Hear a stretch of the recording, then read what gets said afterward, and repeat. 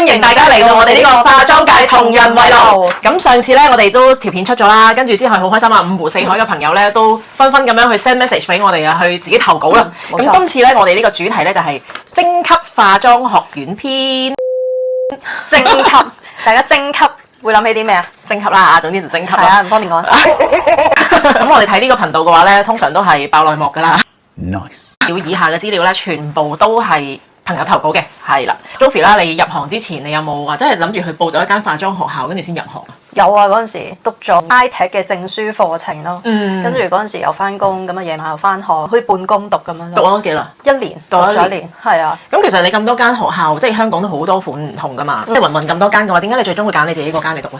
因為首先考慮價錢問題啦，都講緊係10幾年前已經學啦，即係價錢可能都係萬零蚊左右啦。咁我都有揾好多間嘅，不過嗰陣就唔係太多選擇咯。其實就即係你話出名嘅化妝學校，咁嗰陣就最後揀咗一間喺尖沙咀嘅。有冇政府資助啦？因為嗰陣時都用1萬蚊嗰個政府資助嚟讀呢一個課程啦，係啦。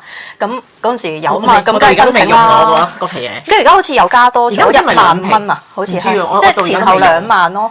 係啦，同埋都要睇下佢即係出唔出名，或者係啲老師或者可能啲學校嘅聲譽啊，即係評價。因為嗰陣時唔係太多 social media 去講呢啲啦。的確係。咁嗰陣時都係靠即係可能睇下啲課程內容啊，有冇證書課程考啊，而去報名咯。咁報讀化妝學校咧，其實有好多想投身呢一行嘅朋友咧，佢哋都會考慮好似我哋頭先以上嘅問題啦。經過我哋啲朋友去投稿嘅時候咧，我哋篩選咗7個唔同嘅故事啦，唔同嘅 case 啦，咁都分別係一啲唔同嘅徵級學校嘅徵級化妝師出嚟嘅同學仔咁樣嘅。以下內容屬係我哋身邊朋友啦，或者網民投稿嘅，都係屬實嘅。希望大家即係睇完之後都小心啲選擇去揀你哋嘅學校啦。咁樣咁所以我哋以下嘅內容咧，其實唔係代表全部嘅，只係一啲小撮人自己嘅親身經歷嚟嘅啫，咁樣。係啦。好，咁我哋第一個就係呢間係咩學校咧？就係一個四眼男。四眼男投稿人就係寫四眼男。哇！四眼男係邊個？咁咧佢咧就話咯喎，呢個徵級學校咧，佢裡面咧就因為佢個牌頭吸引人去報名啦，咁所以之後佢到上堂嗰一刻嘅時候咧，佢就發覺呢個學校咧，即係好似個徵級老師咧，就淨係教咗1-2堂嘅啫。咁呢度教咗1-2堂之後咧，就全程就係叫我自己去練習啦。因為嗰個朋友仔就冇同我講嗰2堂係講啲咩啦，咁唔知係可能都會介紹下我哋嘅課程係點啊，跟住會有啲乜嘢啊，跟住講下啲理論啊。咁我諗啊嚇，即係起碼會有呢啲咁樣嘅簡介。咁之後咧，之後嗰啲堂數係邊個教啊？翻嚟練妝。咁你唔止2堂教嘅嘢嘅喎，應該。我唔知嘅就係一係就係咪會唔會係掉啲 notes 會俾你，跟住之後你就跟住嚟練啦。咁我想知佢報咗呢個 course 係幾多錢啊？嚇！四眼男應該唔平啩？嗰陣應該都10幾年前啦，係咪應該都有？有冇啊？應該我諗起碼10年前咯。10年前我諗可能1零2萬蚊到。我覺得 average 應該都起碼有呢啲價錢。係咯，應該都要啦。因為嗰陣時最勁嗰個學校好似都係化妝到邊際嗰個咧，嗰個直到永遠嗰個。係直到永遠嗰個，嗰個係下下都幾皮噶嘛。嗰個好似係貴㗎，嗰個好貴啊！你入學都幾皮㗎啦，你未計買工具喎。係啊，嗰個都好貴。係啊，跟住之後咧，就啲校方咧會要求呢啲學員咧購買一整套嘅工具啦，係啦。呢個咧係另外一間學校嚟㗎啦，呢個叫做 Beauty Lab，冇咗㗎啦呢間 Beauty Lab。係，好彩佢執咗。啲學生報讀完啲 course 之後咧，就即係仲要再俾多可能幾千蚊或者可能差唔多1萬蚊出嚟買工具。係啊，其實你買工具我覺得都好合理嘅。咁但係問題係咧，呢個同學仔咧就話翻俾我哋聽話啲工具其實就一嚟貴啦，二嚟嗰個品質係差嘅。即係我唔知佢個差嘅程度，因為以前你講緊10年前其實開始都有啲大牌子慢慢浮起佢哋自己嘅 brand。如果你話佢係平價嘅牌子嘅話，我唔知佢係有幾平啦，同埋應該係啲粉質好粗糙啦，跟住甚至乎可能係粉底又氧化啦，或者咧我自己以前試過有一啲化妝品咧，我唔知你有冇試過打開咧係有一陣塑膠味嘅。粉底液你一打開咧，你係好明顯聞到有一陣啲化學嘅嘢嘅味咯，我形容到。係以前係特別勁啲嘅。係啊，而家係冇㗎啦，而家好多啲科研嗰啲都冇咗呢啲咁嘅味，同埋又講求護膚啊咁樣咧。係。咁呢個同學仔就話即係呢間 Beauty Lab 咧，佢嘅賣嘅產品就係一定你要買完你先好上堂喎。即係你唔買嘅話咧，你就冇得繼續上堂喎。但係嗰陣時我記得咧，呢個牌子好似係喺屈人氏嗰度有得買㗎。屈人氏係啊，喺屈人氏有得買佢嗰啲產品㗎，呢個都。遮瑕膏係咪啊？係啊，嗰陣時遮瑕膏。大唔齊色嘅，好似係。唔知雙色定唔知一啱嘅，我記得。屈人氏我都有買過嘅嗰陣時。呢間學校嗰陣我報讀化妝嘅時候都有睇過，佢啲課程都貴嘅，其實嗰陣都。嗰陣時佢有名人做代言啊嘛。係啊，阿陳曉玲啊嘛。嗰陣時同埋啲化妝掃咧，又唔知係咪啲毛冇咁靚啊。因為以前用動物毛多啊嘛。咁係睇下咩牌子啦，有一個牌子佢即係真係專出數嘅話，咁嗰啲個質素係靚好多嘅。咁但係如果你既然呢個同學仔話俾我哋聽，佢啲產品係會強差人意，同個價錢都唔成正比嘅話，我啲工具都可能幾千蚊咯喎，係咯。跟住嗰陣又要考 I test，又要另外再俾錢噶嘛。係啊，又要車牌咁。係又再俾多千零蚊出嚟，又要再考，你唔 pass，你重新嚟過咁樣咯。跟住之後第3間學校咧就係呢個賊仔女啊，賊仔女，賊仔女佢個同學仔咧就話導師咧就真係會有少少好似啲校園欺凌，係咯，好似校園欺凌嗰啲，即係佢會直斥話你或者係笑你，係啊，因為我聽過佢個徒弟仔啊，可能係一齊拍過嘅人啦，咁佢都係自己出嚟教化妝嘅，即係佢真係會笑嗰啲同學仔話，哇你睇下點解佢會咁樣擺嘅，即係有乜可能啊冷係咁搞笑嘅咁樣笑嗰啲學生，即係人哋有學生你咁樣笑，咁唔識先嚟學啫嘛，係咯，笑我做乜啫？識我企咗你個位啦，咁咪傻到真係黐線嘅，咁咧就真係唔係咁。但係佢哋係咪特登用呢一種手法，就係可能嚟逼啲學生就係我要發奮，我要叻過你咁樣，即係以前啲係啦，以前嗰代係咁樣噶嘛，踩到你最低，跟住之後你就會發奮圖強，咁你就會你咁樣講完之後，好似個心舒服啲喎，係咪啊？係啦，可能係咁樣，不成器要咁啄你係咪？係啊係啊，而家真係太幸福啦！你哋而家都唔話得嗰啲人，係而家話得啦，好勁啊真係，一話你，跟住又話你 bully 啊，又投訴啊，即刻換咗去嗰個西方張望噶啦會。係啊，冇錯。跟住之後咧就話啲人學完就等於冇學過啦。畢業後之後咧就好似有張白紙。呢個咧係一個賊仔男嘅學校嚟嘅。呢個其實幾高招嘅喎，即係你係白紙咁行入去之後，白紙咁行翻出嚟。趁後生捱多啲苦咯。咁你大個咗嘅時候係咪可以再捱多啲苦啊？唔好放棄你哋嘅夢啊！繼續瞓啊！其實都幾難嘅喎，呢個係好高難度喎。我未試過收一個學生係可以白紙咁行。即係我完全今日入嚟做咩？不過呢個咧，我講緊咧，我自己以前做前線嘅時候咧，我試過，唔知係個同事應該係喺嗰度學完化妝翻嚟嘅，跟住之後咁你見工你就一定要你要試妝去面試，跟住先入職咁樣噶嘛，係咪先？咁但係咧好啦，入職嘅時候咧，上邊 office 嗰度就同我哋講啊，呢個有經驗㗎，讀完化妝啊，點你點樣再去培訓下佢，俾佢了解下啲產品啦，咁樣嘅時候咧，咁 OK 啦，咁啊簡單講解最難就係試粉底㗎啦，係咪先啲牌子？可能你要試幾隻色，你先大概知道嗰個顏色啱唔啱同埋個牌子個粉底究竟係點樣區分？咁嗰個人都要自己試下啦，咁樣。咁啊，由佢自己慢慢玩下個產品嘅時候咧，到真係試俾客嘅時候，發覺，咦，佢好似完全冇任何嘅理論啦，冇任何概念啦，純粹就係咧個客話，我想嚟揀粉底啊咁樣，跟住佢就去嗰個位嗰度試咗幾隻色之後，就攞咗一隻色，佢新嚟㗎嚇，佢攞咗一隻色幫個客試，咁跟住之後就都 OK 啊咁樣，咁跟住我心諗，哇！咁你都幾犀利喎！你一眼就已經可以睇得晒，咁精準，即係好專業嗰啲都起碼攞2至3隻色。係咯，即係你試喺自己嘅手度，你就已經可以知道嗰個客人究竟係用咩色喎？你真係有料到喎！最終係嚟換貨嘅，一定啦。其實個客買，其實佢贏咗㗎啦嗰一刻。係，同埋啲客有時唔識睇㗎嘛，即係又加上可能啲鋪頭啲燈光咧唔太光猛咧。唔係啊！我哋 counter 啲燈，啲客成日都覺得好似照妖鏡咁㗎嘛。係我哋嗰陣時 counter 啲燈有咯，有啲鋪頭嗰啲燈唔夠嘅，其實係所有色望落去都似一樣㗎。同翻屋企佢哋嘅燈光又唔夠光喎。所以咧，即係永遠我幫人化妝一定要帶燈，而家都帶燈同埋你起碼你試幾隻色啦，我覺得你試幾隻色穩陣啲嘛。有啲學生啦，即係可能咧畢完業出嚟之後咧，就去一啲大品牌嗰度做啦。幫客試嘢嘅時候咧，就個客人對眼咧就好腫嘅。咁然後個化妝師就話：我幫你用閃嘅顏色咧，幫你做消腫啦咁樣。閃嘅又點樣可以幫你消腫咧？即係人哋都已經話俾你聽，我個眼腫啦，係咪先？即係喂，我好肥啊，咁你係咪啱啱着白色衫？係啦，咦你肥啊，着橫間啦，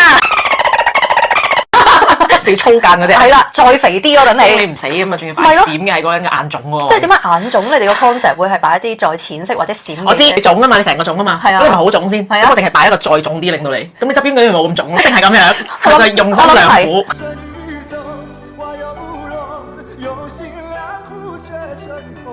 跟住嚟緊呢個咧就係都係賊仔女嘅學校嘅，咁啊廉價勞工啦做，咁啊有汗出冇糧出啊！呢個真係啲師傅帶啲學生出去嘅時候咧，都明白唔係話真係每一個 job 都有咁大嘅 budget 啦。咁但係其實我諗嗰個品牌揾得嚟，你都已經係一啲精級嘅名氣啊。咁應該嗰個價錢都唔差，係咪先？咁你俾翻少少車馬費都好啊。咁你呢個咧就係話個學生話連車馬費都冇㗎，即係總之佢就係成日都會有 job 接嘅好好㗎，做跟住佢咁出去做嘢咯，有好多工作機會啦。咁喺嗰個導師嘅角度就係我俾機會你喎，攞經驗咯，你跟住我喎，可能你有得接近升嘅喎。不過好多學校都咧係都係揾翻自己啲學生出去做嘢，但係就冇酬勞嘅，即係最多俾盒飯你食嘅啫。做咩？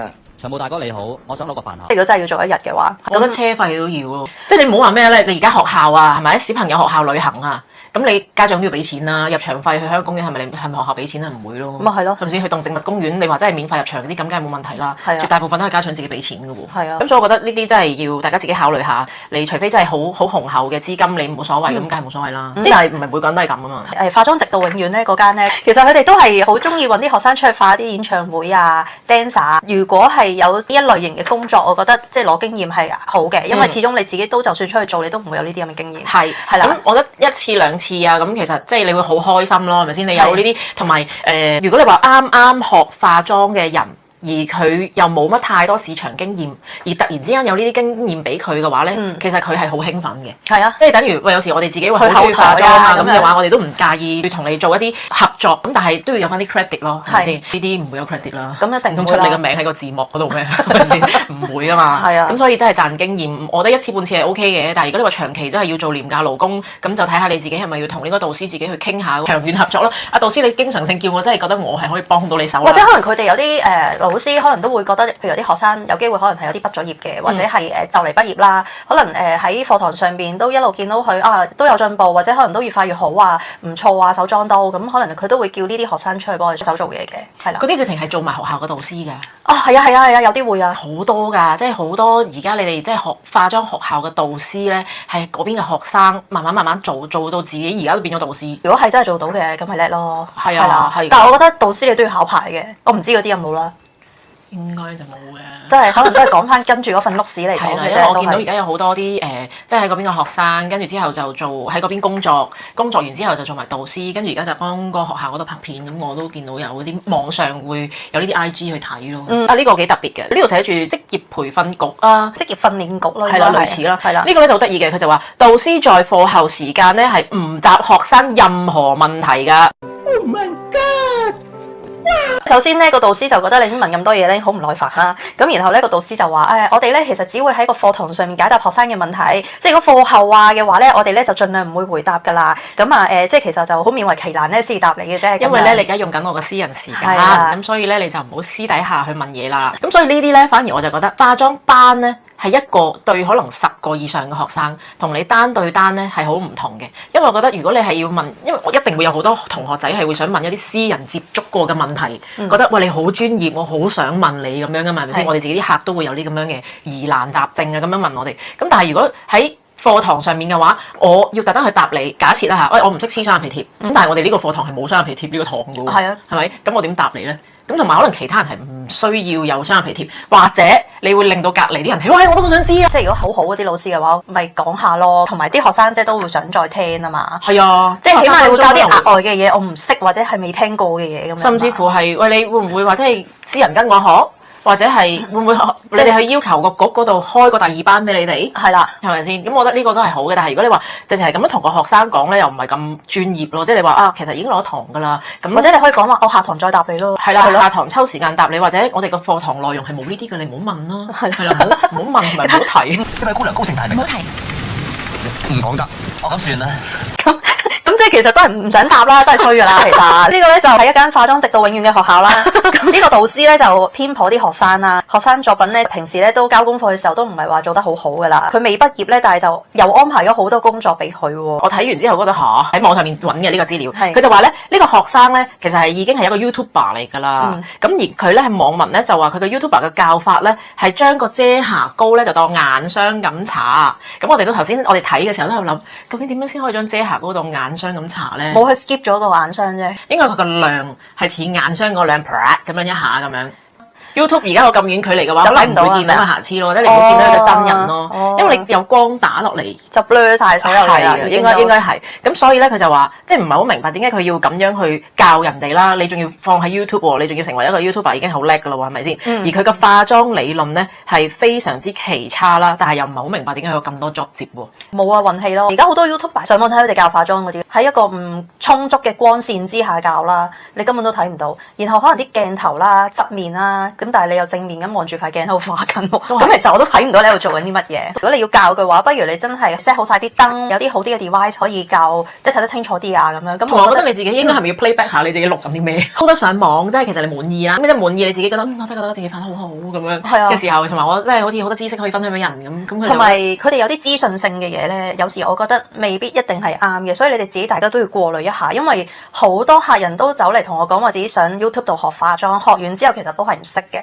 咁當然啦，因為你唔同面型啦，又唔同輪廓啦，好多嘢都唔同嘅時候，你唔可以跟足佢一模一樣擺落你自己度嘅時候，其實又未必可能真係嗰件產品啱你用嘅，或者嗰個色啱你用。我覺得如果你話要去學化妝，你去化妝學校冇問題嘅，你要自己要點樣去衡量一下你嘅心態，其實好緊要。我哋自己去教人又好啦，或者係學生嚟呢度揾我哋都好咧，大家嗰個嘅心態啦，你個品德啦，其實呢啲都係成正比嘅，係咪先？所以其實咧，我哋以上講嘅內容咧，都係叫做小撮人佢哋自己嘅親身經歷，唔係話呢啲學校全部都唔好，一定係出咗啲好嘅學生，一定係出咗好啲人才嘅學生，甚至乎而家已經係非常之一個出色嘅化妝師喺呢一行裏面。咁但係我哋就係想帶出一個信息，就係你要衡量你自己要揾化妝學校之前，你嘅 budget 係幾多啊？你係想我哋學完之後想自己用啦，定係你想投身呢一行業嚟用呢？如果你係真係自用嘅話咧，咁我覺得其實最好咧，真係報一啲1對1嘅化妝課程嚟學，因為導師又未必可以按照翻你個輪廓或者面型去幫你分析翻，又或者你而家買咗嘅嘢其實啱啱自己用咧咁樣，咁你就算上呢啲咁樣嘅導師課程嘅話，佢未必會話俾你知。係啊，1對1其實係精準好多。同埋我覺得而家呢一行咧，唔係話真係下下都要攞沙紙嘅，唔係話我一定要睇你有乜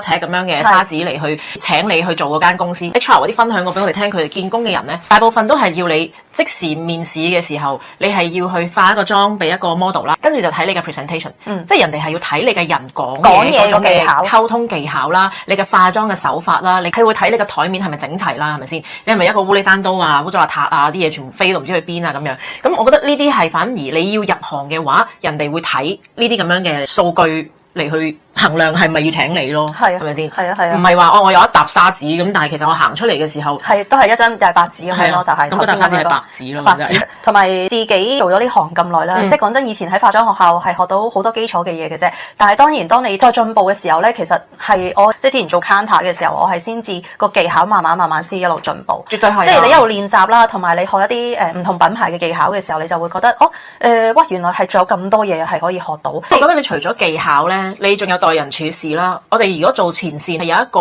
優勢，就係我唔使行出去揾客啊。係咪先？啲客人自己行入嚟揾我哋噶，咁你行入嚟揾我哋嘅時候，係五花八門嘅客人，唔同嘅輪廓，唔同嘅膚質，咁我係咪就係我而家教你化妝？我話俾你聽，嗱，呢10隻眼你就咁化啦。咁你係咪已經可以活用到所有人先？唔係咯，係咪先？所以如果你話就算嚟揾我哋學化妝又好，你去報讀化妝班都好，你要記住嗰個心態就係我係要學基本嘢嘅，我係要學基本功，千祈唔好諗住越級挑戰先。呢個導師你聽唔聽得明佢講嘢先？佢講嘅語言係咪同你 synchronize？有啲人咧，我真係試過咧，佢講好耐嘢咧，但係講唔到重點，講唔到重點，同埋我個腦係一片空白啫。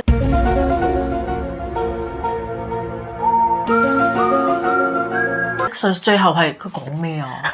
係啊，我好似要食藥嗰啲。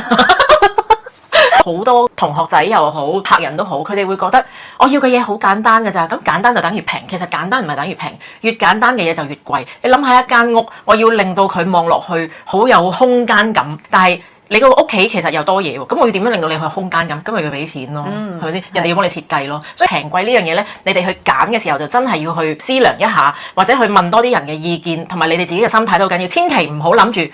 會唔會俾人呃㗎？我攞咁多錢出嚟會唔會唔值㗎？即係如果你有呢啲咁嘅負面情緒嘅話咧，咁你唔好。因為你一路都係 keep 住呢個心態嘅時候，咁其實你就覺得我好似一上嚟就俾人哋啄咁樣。係啦。市面上係有好多願意花錢嘅朋友仔嘅，咁所以咧你哋咧去花錢之前咧，記得要三思啦、謹慎啲啦、揾多啲資料啦，問啲專業嘅人士去睇下佢哋自己覺得你嘅水平其實可以係讀啲咩類型嘅化妝學校咧咁樣咯。同埋化妝都係要靠練習啦，呢啲係功多藝術嘅嘢，一定要多練習。你學完基本功，你唔練習好嘅基本功嘅話咧，就唔好諗住一步登天啦。因為我哋都係這樣走出來的。同埋都要睇下你自己夠唔夠熱愛去研究呢一樣嘢啦。你要做到一個專業嘅時候，我覺得自己都要去擴闊啲自己嗰個眼界，去望下人哋係啦，而家出緊啲乜嘢啊，或者發生緊啲咩事啊。最後都奉勸大家，如果真係報讀呢啲學校嘅時候，咁啊真係要問翻一啲專業嘅人士啦，或者可能你哋可以喺留言俾我哋，即係問我哋都 OK 嘅，我哋可以俾意見你嘅。冇錯，係啦。好，咁今日嘅節目就差唔多啦，今日嘅內容就係咁多。咁你哋有興趣嘅話咧，就記得繼續投稿留言俾我哋，咁就記得 like、share、subscribe、comment， 係啦，跟住之後撳埋個鐘仔，冇錯咁我哋咧有片嘅時候咧，你哋就會好快就可以收到我哋嘅資訊㗎啦。下次見，拜拜。